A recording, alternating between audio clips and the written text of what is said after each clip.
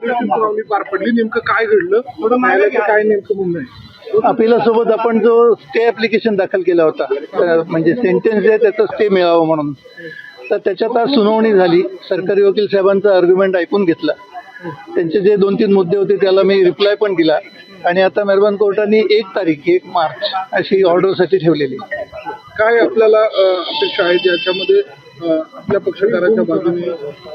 नाही, असं सांगता येणार नाही मला. पण मग आज नेमकं काय झालं? सरकारी बाजू आणि आपल्याकडून नेमकं काय युक्तिवाद झाला? नाही, सरकारी वकील साहेबांनी सांगितलं की ते स्पेशल सर्कमस्टन्स नाही आहे, कारण जजमेंट जे आहे ट्रायल कोर्टाचं जे आपण चॅलेंज करतोय तर ते जजमेंट लिगल आहे, प्रॉपर आहे, असा त्यांचा आर्ग्युमेंट होता. मग त्याला मी रिप्लाय देताना ते कसं इलिगल आहे ते मी रिप्लायमध्ये सांगितलं. फक्त आता त्यातले मुद्दे सांगणं योग्य नाही असं मला वाटतं आता या स्टेजला. आता तो निकाल जे देणार आहे 1 तारखेला, नेमकं कुठल्या मुद्द्यावर निकाल दाखवून ठेवलाय आणि देणार आहे? सेंटेन्स जे आहे ते स्टे करायचं का नाही करायचं याच्यावरती तो निकाल असेल. आपल्याला फरक मी सांगतो, सस्पेन्शन ऑफ सेंटेन्स आणि स्टे ऑफ सेंटेन्स त्याच्यामध्ये फरक असा आहे की सस्पेन्शन ऑफ सेंटेन्समध्ये जो काही शिक्षा दिलेली आहे त्या शिक्षेच्या अंमलबजावणीला स्थगिती दिली आहे, परंतु अंमलबजावणीला स्थगिती देताना शिक्षा मात्र अजूनही कायम आहे. आणि जर आपण स्टे घेतला तर त्या शिक्षा जी ऑर्डर केलेली, शिक्षा जी दिलेली त्याला स्टे मिळतो.